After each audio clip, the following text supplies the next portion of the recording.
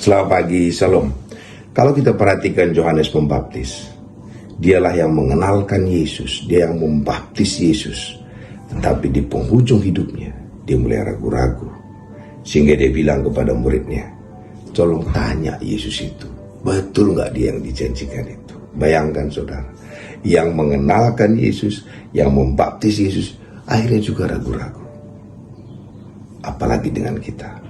Kita pun kadang-kadang kita beriman besar, hebat, tapi tiba-tiba kita mulai ragu atas janji Tuhan.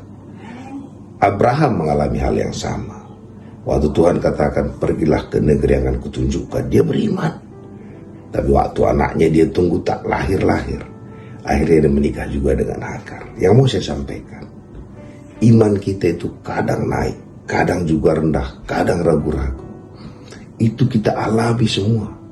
Karena itu kita harus selalu perang, meyakinkan diri kita bahwa Allah sayang kepada kita.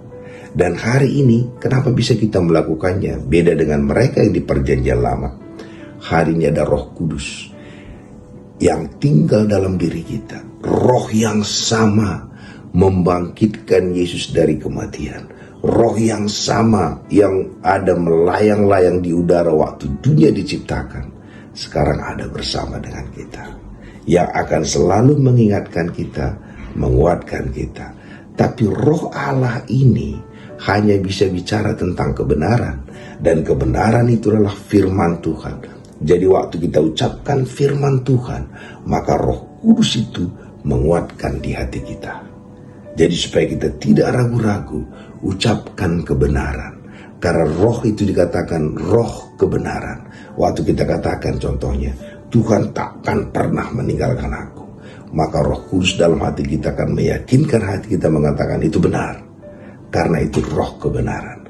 Atau kita juga katakan kita akan tetap naik. Dan Roh Kudus yang juga penulis Alkitab itu, yang mengilhami Alkitab mengatakan benar. Jadi hari ini, waktu kita ragu-ragu, waktu kita takut, waktu kita mulai putus asa, waktu kita juga mengalami, orang katakan down, obat satu-satunya, ucapkan janji Allah. Dan Roh Kudus akan menguatkan firman itu di hati kita. Pagi hari ini, janji Allah kepada kita, Dia lebih besar dari segala-galanya. Roh yang ada dalam diri kita lebih besar daripada roh yang ada di dunia ini. Dan kita sudah mengalahkan nabi-nabi palsu itu. Arti nabi palsu apa saudara? Pemberita bohong. Nabi tujuannya adalah untuk berbicara sesuatu. Kenapa dikatakan palsu? Karena beritanya bohong. Jadi kebohongan yang setan masukkan kepada kita, kita harus kalahkan. Kita harus katakan, bersama dengan Tuhan kita akan tetap naik. Bersama dengan Tuhan kita sanggup melakukan segala perkara. Bersama dengan Tuhan kita bisa bersuka cita senantiasa.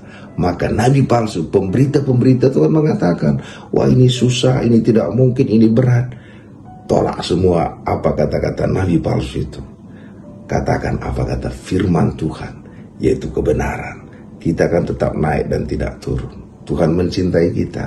Kita lebih daripada pemenang dalam segala hal. Dan kita sanggup melakukan apa saja dalam Kristus Yesus. Terpuji nama Tuhan.